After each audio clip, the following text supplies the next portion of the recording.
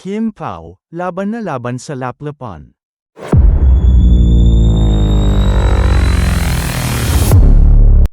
Ang sakit sa panga. Yan nga ang reaksyon ng mga nakapanood na ng pelikula nina Kim Chiu at Paolo Avellino. Kasi naman, mula sa umpisa, hanggang dulo ng pelikulang My Love Will Make You Disappear, wala kang gagawin kundi ang tumili ng tumili sa sobrang kilig. Ibang klase rin kasi ang chemistry ng Kim Pao, na aakalain mo talaga na magjowa na sila, ha? Pero syempre, meron ding mga eksena na may iyak ka. Maawa ka sa karakter ni Kim, bilang si Sari. Ramdam na ramdam mo kasi ang mensahe ni Kim.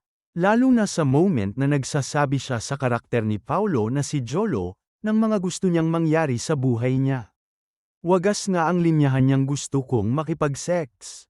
Habang umiiyak, tama nga ang chika ni Kim, na isa sa pinakamahirap na eksena niya yun, na pagkahaba-haba ng linya, na punong-puno ng emosyon.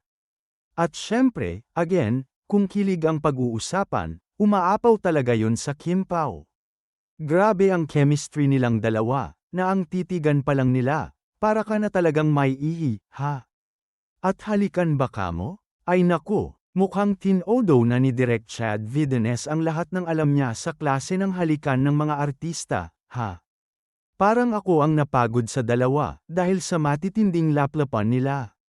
Wala ngang katapusang tilian, na may sigawan pang Kim Pao.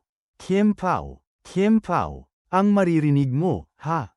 At kahit sina Paolo at Kim, parang hindi makapaniwala na ganun pala ang ginawa nila sa harap ng kamera.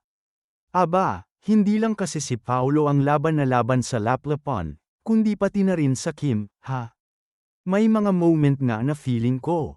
Binuka pa ni Kim ang bibig niya, para malayang makapaglaro ang mga labi ni Paolo.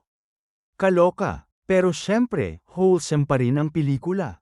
Kuhang-kuha pa rin ng My Love Will Make You Disappear, ang kiliti ng mga manunood, na kahit ang simpleng pagpapakyut ng mga bida, sapat na sa panlasa.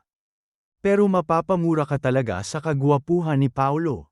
Kesa hodang dumihan mo ang mukha niya, lagyan ng bigete at balbas, at huwag masyadong ayusan ng buhok.